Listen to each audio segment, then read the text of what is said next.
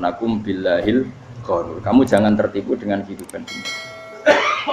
Makanya saya itu orang yang paling fanatik sujud. Soalnya kalau suwun jenengan sing sujud. Wes sujud salat 5 waktu lah nikmati. Karena sekali kamu terbiasa mensifati dunia ini penting, nanti kamu akan lupa mensifati akhirat itu penting. Dan itu awal kamu tergelincir dari ansawa isabil, dari jalan yang benar.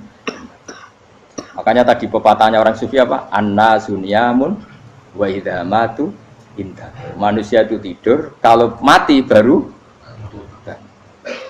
Terus contoh kedua begini. Kenapa Allah begitu murka ketika orang tidak mengerti hak-haknya Allah?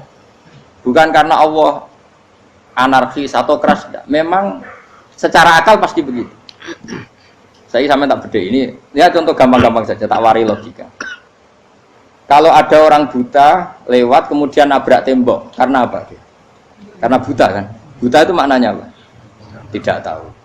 Akibat tidak tahu, nabrak tembok. Ya kan? Karena tidak karena tidak tahu nabrak tembok, karena tidak tahu terjatuh di sungai, karena tidak tahu terjatuh di jurang. Sekarang juga sama. Orang karena tidak tahu pentingnya agama, tidak tahu pentingnya Allah, kemudian dia fokus ke duniawi. Akhirnya ya nabrak tembok. Natijanya sama enggak? Saya ulang lagi ya. Orang buta karena tidak tahu nabrak tembok. Orang fokus untuk perempuan cantik atau melihat apa, kemudian dia tidak tahu depannya juga nabrak. Untuk menjadi nabrak itu syaratnya tidak tahu apa tahu. Bisa dua-duanya. Tidak tahu ya sebabnya nabrak, fokus ke yang lain ya bisa. Maka tidak tahu ya sebab nabrak, fokus ke yang lain juga sebab. Nah mata kita, hati kita ini sudah dipenuhi hal-hal yang tidak penting, sehingga kita lupa dari hal yang penting. Kayak tadi kita mau minum kopi saja, fokus sampai meninggalkan anak main sampai jatuh. Berarti minum kopi sebenarnya tidak satu kebodohan, tapi ketika membiarkan anak kecil jatuh itu adalah kebodohan. Sebetulnya makan menikmati dunia itu tidak kebodohan, tapi ketika Anda melupakan Allah itu menjadi satu apa? Kebodohan. Ini disebut kamu jangan terlena oleh kehidupan apa? Dunia. Nah kenapa terlena? Itu kakean delok. Mulane Nabi itu ora tau delok dunia. Nabi, saya ini tak latih gitu di wali, tapi mukadimah. Kulon itu belum pernah delok. Saya pernah punya kakak wakil bupati, punya teman gubernur, teman gubernur banyak tuh. Kalau delok susu rawani, mereka khawatir seneng. Nabi itu pernah, Nabi itu jenenge manusia, pernah lewat gitu. Kemudian tonggo-tonggone Nabi kebetulan pas pulang bawa unta-unta banyak. Itu Nabi melihat mungkin 0, sekian detik. Itu dilori pengiran. La tamuddanna ainaika ila ma matta'na bihi azwajam minhum zahratal hayatid. Jadi misalnya kayak Rogen misalnya dulu wong numpak Alphard pejabat ono sing bukakno. Enak aja nak jadi wong ngene iki.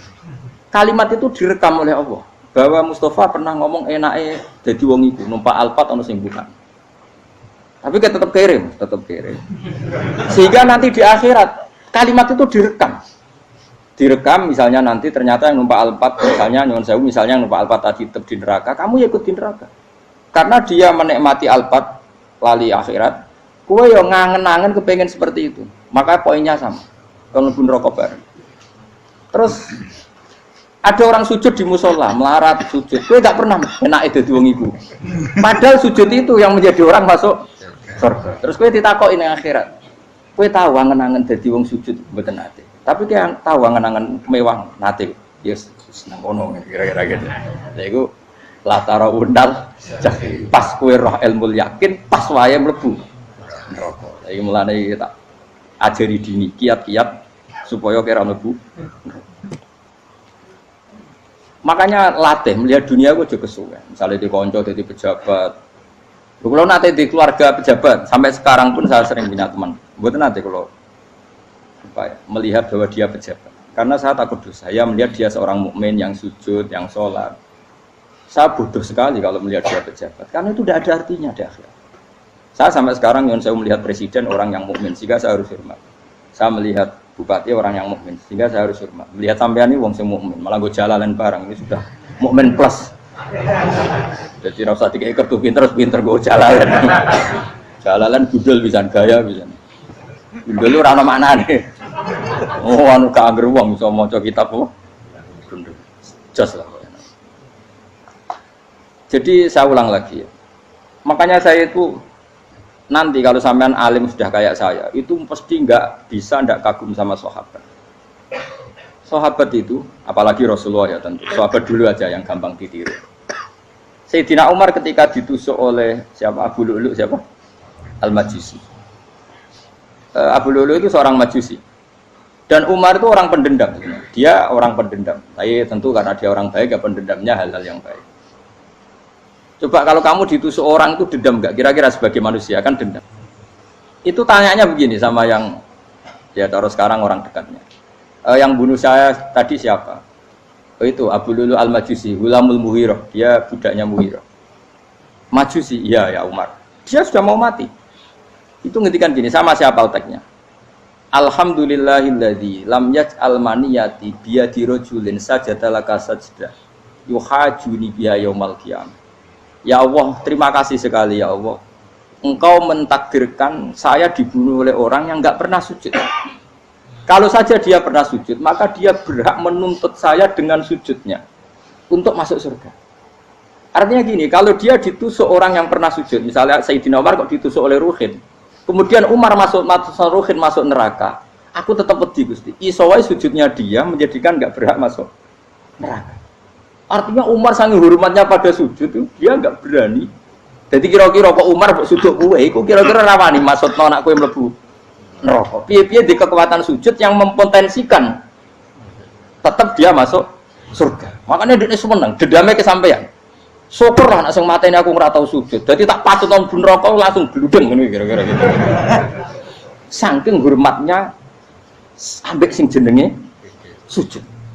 Tapi kita sekarang enggak. Rawang ning musala sujud, ya jeneng wong nganggur. Otak kita ini sudah PKI lah kamu. PKI halus. PKI yang tanpa kartu, paham? Makanya Allah kalau muji sujud, enggak sampean tak latih supaya baca Quran yang benar. Kayak apa Allah bikin Ka'bah? Kayak apa mulianya Ka'bah? Itu dibikin Allah untuk apa? Lil akifina wa satusai warrukais sujud, dan untuk orang-orang rukuk dan sujud. Ketika Allah menurunkan rezeki di bumi dan di langit, itu perhitungannya Allah masih itu asli. Rabbana liyuqimus shalah faj'al afidatan minan nas tahwi ilaihim warzuqhum minas sama. Gusti, ben nak sujud ku kuat. Piye-piye menungso nak ramangan ra kuat. Nak is kuat di tenaga yo ben sujud. Liyuqimus shalah. Ketika Allah muji orang baik, atta ibunal abidunal hamidunas saihuna satruse arraqiunas sajid. Yang rukuk yang sujud. Karena tadi ketika nanti Anda di akhirat, kenangan terbaik Anda di dunia itu hanya sujud. Liane itu, coba misalnya kena akhirat terus video disetel sih, pas kongkoi-kongkoi ini perapatan, bariku ngelamonem disetel, jadi pegawai negeri, ngayal gajinya sakmene, engko sakmene gue ayo, wan terus rekam kabeh, oh rai sini wong, terus tokoh idola sing duwe wakai, sing tumpakane Alphard, di sekretaris saya, iku mbok neng utakem iku berpuluh-puluh tahun. Dan itu jumlahnya poinnya misalnya 100.000. Bareng idol anu Kanjeng Nabi mau 10%, cuma gayanya mau sholawat. Tapi sebetulnya agak tahu bayang no ini miskinan Mbak Amit nih miskinan. Gayanya mau sholawat tapi teke ora tahu kepengen melarat koyo. Itu direkam. Makanya dari Habib-habib sing alim-alim niku almar'u ma'aman ahabba hada targhib wa tarhib. Kita ini kan sering dimotivasi mubaligh. Mubaligh itu kan saya naik dewi nak ngomong, pokoknya seneng Nabi swarga. Dari Habib-habib sing alim nak ngritik, masalahnya dewe mu almar'u ma'aman ahabba. Wong dibarno wong sing diseneng. Apa kamu bisa menjamin seneng Nabi saudure seneng wong-wong itu? Jangan-jangan kita lebih berkeinginan seperti orang tertentu yang kaya raya, yang terkenal, yang hebat. Meskipun kowe oleh sana muni seneng Kanjeng Nabi. Jangan-jangan status cinta kita terbukti ke orang itu. Iya toh, misalnya gambarnya pasang neng kamar, wah, partai, wong kuasa. Terus, kue nyumbang masjid nyuwun sewu mau 50.000, tapi bareng nyumbang untuk kemenangan orang itu 10 juta. Nyebut wong itu satu hari 100 kali, nyebut Nabi pendak sholat. Warung dihitung, dipoling mbek malaikat, disurvei buat dipoling orang pokoknya. Dengan cara begini, status senangnya orang ini ke siapa? Ya, ono pengajian sholawatan nyumbang 50.000, nanggo pemenangan sudah. Diundang hayya ala sholah mlaku ngenteni komat. Tapi nak diundang acara kampanye teko ngarep sedurunge 2 jam. Dari sekian di polling, terus kadar cintamu ke siapa coba? Dari sekian indikator misal cara polling. Jangan-jangan diputuskan lebih seneng ke itu. Ya sudah almarhum aman. Apa? Makanya kata orang-orang alim almarhum apa? Orang itu terserang disenangi. Masalahnya kita tidak ada jaminan lebih seneng Nabi. Ya ora ono jaminan saya aman misalnya. Hitung dhewe-dhewe ora usah meneng terus kok wedi dosa wis kadung dosa iku wis kadung. Makanya Sufyan Ats-Tsauri itu dadi wali ku mangsa mergo ibadah akeh mboten. Sufyan Ats-Tsauri gurunya Imam Syafi'i. Dadi wali ku sederhana. Sama tak ceritane orang-orang jadi wali dengan cara yang sederhana. Tapi kan niru copy paste ya, artinya ora apa ya, KW lah. Kalau niru enggak apa-apa tapi KW kebaikan. Sufyan Ats-Tsauri itu ditanya, kenapa kamu sedekat itu sama Allah dan Anda keramat? Jadi resepnya begini, saya itu belum pernah ke masjid nunggu adzan. Paling enggak setengah jam, 1 jam sebelum adzan itu saya sudah ada ke masjid. Ditanya, kenapa begitu? Ketoke kok kawula sing elek, moroe ngenteni diceluk. Wis ngerti nak waya yak mono iku Allah nyeluk. Misale saya punya cah dalem atau saya punya karyawan, tiap jam 8 itu buka toko. Nah, bayangno itu juga. Saya punya karyawan tiap jam 8 tugasnya buka. Selalu buka tokonya ngenteni tak panggil. Rohen, toko buka. Siap. Tapi besok ya ngono lagi. Jam 8 buka. Siap. Tiap hari gitu. Kira-kira kendaraan karyawan iku goblok apa sopan? Kira-kira. Enggak jawab deh. Goblok kritik terus kowe gitu. Nah, Sufyan Ats-Tsauri tidak mau gitu. Wong wis ngerti nek Allah yang mono wayahe manggil. Dadi ya kerja malu wis ning kono. Dadi nek Allah hayya ala sholah pun Gusti. Hayya ala sholah pun penting mriki. Iku sudah dadi wali. Oh, iku saya buat tiru tapi KW lho. Enggak masalah, tapi ini kan resep napa? Lho mangkel lo gak kira-kira. Ana karyawan tiap jam 8 kon buka toko. Selalu marane ngenteni di panggil. Jadi wali dulu tuh punya cara muamalah sama Allah tuh luar biasa. Ya ora usah mbok tiru terus kemen dadi wali wis ra iso kadung salah. Biasa wae. Aku lah nganti saiki ya biasa wae. Aku mau masjid ngenteni meh kumat ya biasa wae. Tapi aku kan iso dadi wali lewat jalur liya lah aku ya. Jalurku kan akeh. Mulang ya mari wali, sabar ning coba ya mari wali. Jane ana jalur fikir ya mari wali kan. Tapi kan loro, fikir loro. Jadi Imam Adil ya wali, di bojo judes itu wali, masyhur. Ana wali ku barokah di bojo judes. Iki ya jalur dadi wali. Wah lebih ngeri lagi. Ngeri tenan nganti akhirat aja wedi.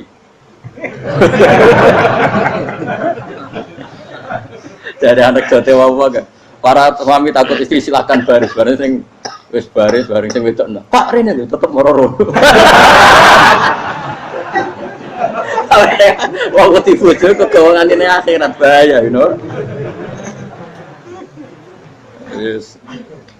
Bahaya wong wedi bojo nganti kegawan apa? Teng akhirat. Masyhur jadi cerita-cerita wali wis. Biasa ulang lagi ya. Latih, meskipun dari kecil latih. Makanya kamu tahu kenapa Quran itu kalau ngendikan sujud kayak gitu spesial. Balillah fa'bud wa kum minas syakirin. Jadi meskipun kita di dunia umumnya orang saya makan, saya minum. Saya juga punya istri, punya keluarga, punya apa. Tapi saya belum pernah melihat anak saya itu sebagai anak saya. Saya kalau melihat anak saya ini teman sujud saya, nanti yang meneruskan sujud saya. Saya tenan kulon bolak-balik ditanya istri saya dan agak-agak marah. Gus Pak, kenapa kamu hormat sama anak sampai gitu? Kalau nanti manja gimana? Kalau terlalu manja, saya bilang itu udah anak saya. Itu nanti yang meneruskan sujud saya, meneruskan rukuk saya nanti pasti mati. Dan saya butuh di bumi selalu ada yang sujud sama Allah. Dan itu yang paling dalam otoritas saya itu anak saya. Orang lain itu enggak dalam otoritas saya. Jika kita melihat anak itu ini penerus sujud saya, penerus rukuk saya. Kita enggak sudah duniawi sekali. Rumah tanah, anak tua ben di rumah. Kapitalistik. PKI lah pikirannya yang ngono, Cina yang ngono. Wong fasek-fasek ning dalan yang ngono. Kowe nggawa jalalan ngalor itu percaya ngono. Jadi dulu itu kalau para nabi donga fahab li milladunka waliya yarithuni wa yarithu min ali Yakub, seorang turunan yang meneruskan tradisi sujud, tradisi. Sehingga Ulama-ulama dulu kalau ndongakno anake ya min ahli sujud, wa min ahli Quran, wa min ahli sunnah napa? Enggak apa-apa kowe seneng donya gak apa-apa. Ora usah tak warai wis seneng dhisik. Paham? Dadi iki ora usah cara Gus Bak ra apa-apa. Ora usah tak arani ra apa-apa wis mbok lakoni. Makanya pulau suwon sangat. Sujud itu luar biasa. Nanti kamu di akhirat kenangan terbaik Anda di dunia adalah pernah apa? Sujud. Bayangkan kalau itu jadi orientasi Anda. Anda berpolitik, cek melok partai Gerindra, cek Golkar, cek PDI supaya jadi penyuara sujud tidak dilarang di Indonesia karena umat Islam mayoritas. Saking mayoritasnya sampai pejabat rasolat rawani. Beberapa pejabat rasolat bakal dipilih. Itu berarti kamu berpolitik niat bikin satu pressure supaya standar orang benar adalah sing nopo sujud itu ya benar. Kok yang kaya kerja biar bisa beli tanah untuk masjid. Yang orang miskin ikut menopang supaya masjid itu berdiri. Semuanya orientasinya menuju apa? Sujud. Jadi tidak sujud itu harus jadi wong khusuk sing goblok terus sujud terus. Tahu-tahu negara dikuasai komunis misalnya. Terus akhirnya sujud gila. Termasuk menciptakan satu suasana Islami di negara ini juga berarti menciptakan keberlangsungan sujud. Karena dengan suasana Islami berarti sujud tidak dilarang bahkan dianjurkan dan sebagainya. Ini penting saya katakan karena kalau tidak diingatkan ruwet. Nabi itu pernah punya anak dalam. Anak dalam itu setelah mau boyong terus santri itu ditanya, kamu minta apa sama saya? Ya Rasulullah kasih waktu 1-2 hari mau saya pikir. Karena yang menanyakan orang yang sayyidul awwalin wal akhirin setelah sekian 2 hari, minta apa kamu?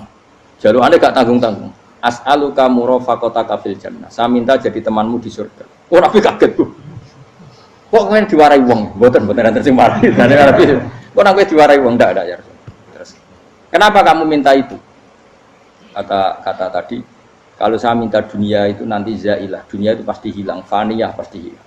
Maka yang abadi adalah saya jadi temanmu di surga. Tapi apa kata Rasulullah Jabe? Fa'inni ala nafsika bikasrotis sujud. Ya sudah kamu bantu saya, kamu memperbanyak sujud. Kayak apa? Nabi pun mintanya fa'inni ala nafsika bikasrotis sujud. Saya bantu untuk menolong diri kamu memperbanyak apa? Sujud. Makanya di pertama surat turun itu ada wasjud. Kamu bersujud dan kemudian mendekatlah kepada Allah. Tapi sekarang enggak. Karena kita kena hijab duniawi, mitra penting, semuanya penting dan semuanya penting itu makna di hati kamu adalah hadun. Bahkan ngidolakno kiai perkara hadun nafsu, kowe nak dadi kiai gede. Wah, teko ditolak al-badru. Wale napu pidato MC-ne muni Saiful Fadilah wal Karomah, mbah sauni-unine MC. Bariku disangoni dihormat. Tekan muji ulama wae dari segi dun. Ya, bariku iso wayo akeh macam-macam. Utek nek saya elek, tekan muji ulama wis dari segi. Makanya saya ini termasuk ulama. Kalau kan saya ngebes biasa. Kalau jarang kerso di panggungnya seneng dulu. Supaya semua ulama udah dipandang secara apa? Dunia. Saya sampai sekarang ngedus anak kulo biasa. Teng pasar gitu biasa. Kulo marung teng pasar mangan gitu biasa. Nak seneng kulo ben atas nama wong alim karena apa? Kalau kita terlalu menikmati dunia, lama-lama orang seneng ulama juga dari sisi dunia. Keren dadi kiai teko disualami dicucupi munggah. Ya enggak apa-apa itu enggak dosa sebenarnya, tapi takut saya utek elek-elek ini ngidolakno perkara duniawi, show-nya itu lho, Pak. Jadi ngene tak pikir teko ngaji bar wis warmu paham karemu ora karepmu. Mulan ngarep ngaji karemu. Mesti rugi kowe ya, aku tenang ae aku. Ben orang itu latihan ikhlas, napa? Latihan. Kulo kadang gitu protes ben tiang-tiang. Gus, jenengan sekali-kali nak tidak tak derekno kok umum. Aku itu tidak mengharamkan itu, meneh kula dereng tuwa. Dereng haji malah turu, topa meneh. Dalane ra roh dereng kiai malah ngel-ngel wong. Rukin tahu tak menderekno ning kota, tak kon sepeda motor hen terno ning gone Malibu. Dalane ora roh malah yo neraka. Lha kene dalan akhirat ora roh donya ora roh. Lah tak koyo wong ijo urip. Jalan dunia ora roh, dalan akhirat ora mbok roh iku apa. Repot. Jadi kenapa saya ndak mau, bukannya menolak. Saya senang kalau kiai-kiai terhormat, senang sekali. Saya senang kalau ada ulama dihormati karena supaya jadi tradisi ulama itu terhormat. Tapi jangan semua ulama mau dihormati. Nanti lama-lama jadi siklus. tekan mencintai kiai saja karena fasilitas. Gue seneng jadi imam masjid akbar, masjid Istiqlal, imam besar. Seneng mergo kenal presiden, datang dikawal. Seneng jadi sudes, wah keren, sholat ngarepe Ka'bah, teko dikawal askar. Ya kalau seneng karena itu kan berarti menjadi dunia. Itu sirinya kenapa Rasulullah ketika ba'da Fathi Mekah sudah menguasai Mekah, sudah naklukkan Mekah Madinah. Nabi itu satu hari terbiasa mau sarapan saja kadang nggak ada yang dimakan. Tanya ya Aisyah, apa saya bisa sarapan? Enggak ya Rasulullah. Ya sudah saya tak puasa. Supaya tetap terkontrol bahwa umatnya mencintai beliau bukan karena kebesaran. Itu Rasul. Itu setelah periode Mekah loh, jangan kira itu periode Medina. Apa? Itu periode apa? Medina loh. Periode yang setelah Nabi punya segala. Tapi Nabi tetap seperti itu. Kenangannya Aisyah sebagai istrinya apa coba?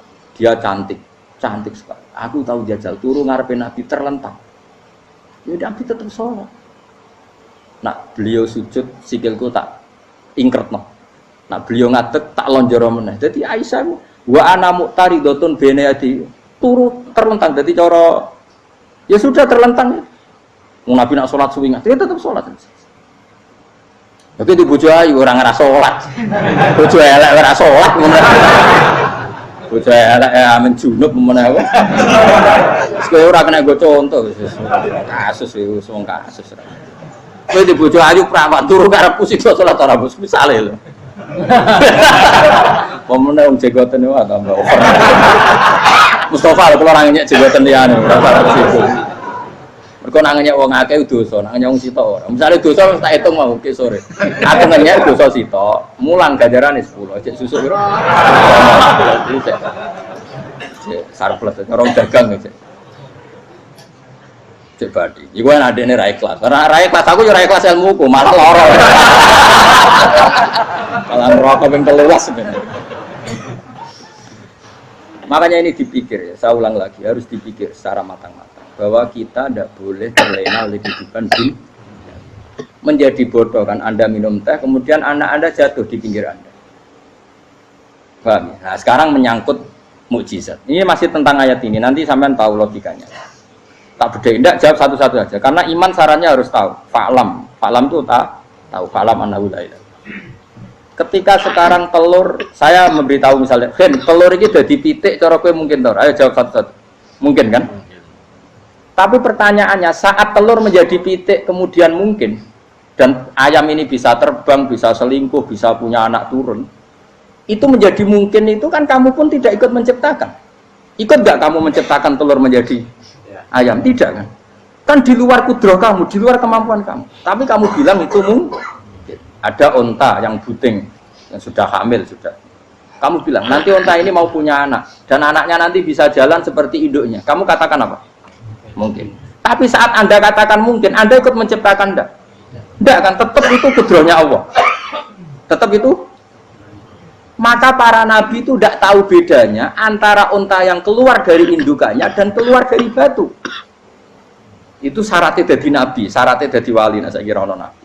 Makanya Nabi Soleh ditakoki, bukti nak kudroh pangeran ubi. Lah kamu minta apa kata Nabi Soleh? Silahkan ada unta keluar dari batu itu. Nabi Soleh bisa.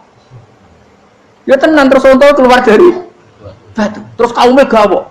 Wah kok hebat tenan unta metu kok batu. Jare Nabi Soleh, ya padha karo unta lahir kok indukane. Bedane apa? Ya beda. Lah bedane apa? Metu kok watu kok ya ora melok gawe. Metu kok indukane ya kowe ora melok gawe. Bedane apa? Tapi takemu kena hijab, ngono niku ana bedane. Cara nabi-nabi ora roh bedane.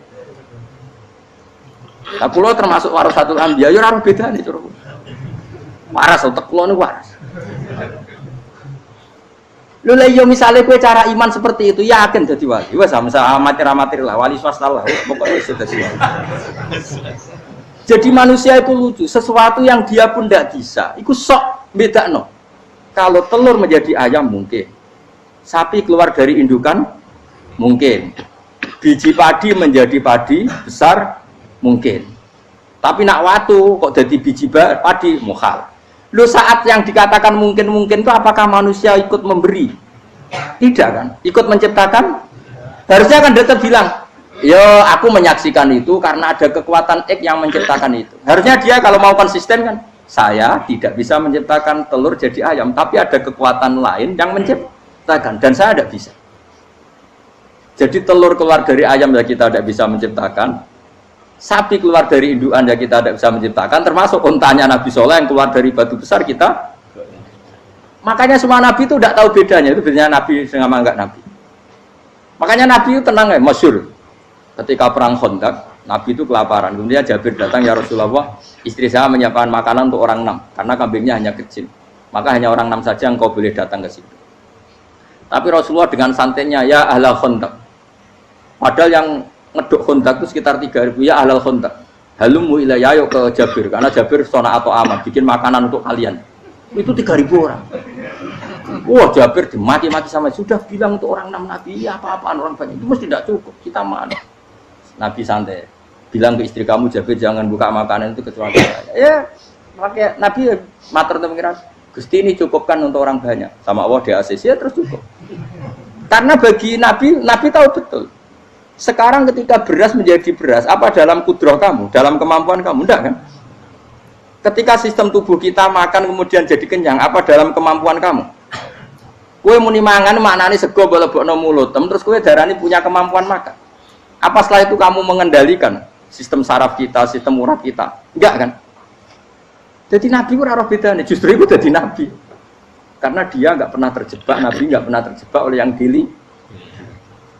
Makanya cara pangeran, wa ma min dabatin fil ardi wala ta'iri yatiru bi janahihi illa umamun amsalukum. Ketika orang kafir minta bukti kudrohe Allah iku apa? Kanjeng Nabi didono manuk. Lah manuk terbang bukti kudrohe Allah. Ya biasa mat nak manuk terbang, wis suwe nak manuk terbang.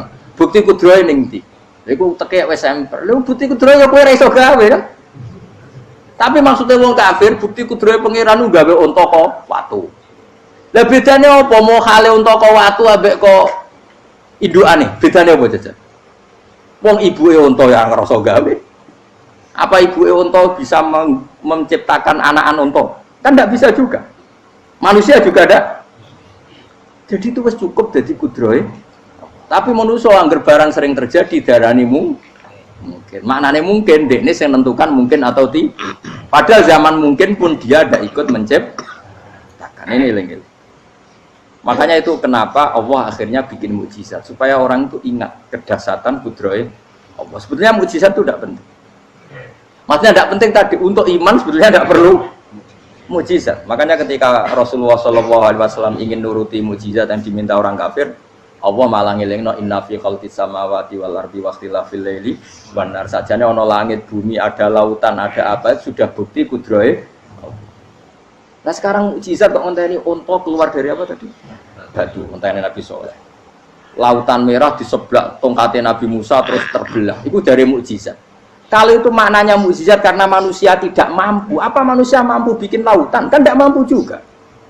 Kenapa itu tidak dikatakan mukjizat? Lagi-lagi karena wis kena mataul huruf. Paham jelas ya?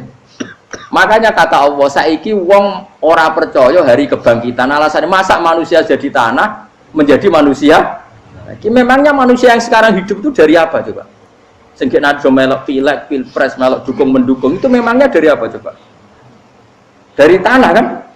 Mestinya hari kebangkitan sejati ya sekarang ini orang-orang dari tanah sekarang berkeliaran ini harus go jalalan ngalor ngidul maknani. Itu yo kok lemah. Kemudian setelah jadi tanah mati orang engkar. Wah ini nggak mungkin jadi manusia lagi. Padahal zaman sekarang jadi manusia itu karena kudrohnya manusia apa karena Allah? Karena Allah. Dan manusia sekarang dari tanah apa enggak? Dari tanah. Harusnya ya berpikir seperti itu. Kalau kudrohnya Allah bisa menjadikan manusia sebanyak ini dari tanah, tentu Allah tetap mampu nanti setelah jadi tanah menjadi manusia. Itu malah kula nu wedi urip nggih wedi tenan. Karena tadi dari hidup menjadi tidak tahu. Annasamun wa idza matu tidak tahu. Kita semua hanya tidur, setelah mati baru karena baru tersadar. Makanya analogi itu penting, kias itu penting. Ya saya beri contoh berkali-kali, saya menyontohkan. Sampean tak warai hujai ulama. Nanti pasti sampean taslim itu pasti nyerah. Kalau kamu disebut jeleknya oleh orang lain, kamu mangkel enggak? Mangkel kan? Itu Imam Ghazali gini, kamu tak kasih resep supaya kalau ada orang mengingatkan kejelekan kamu itu tidak mangkel.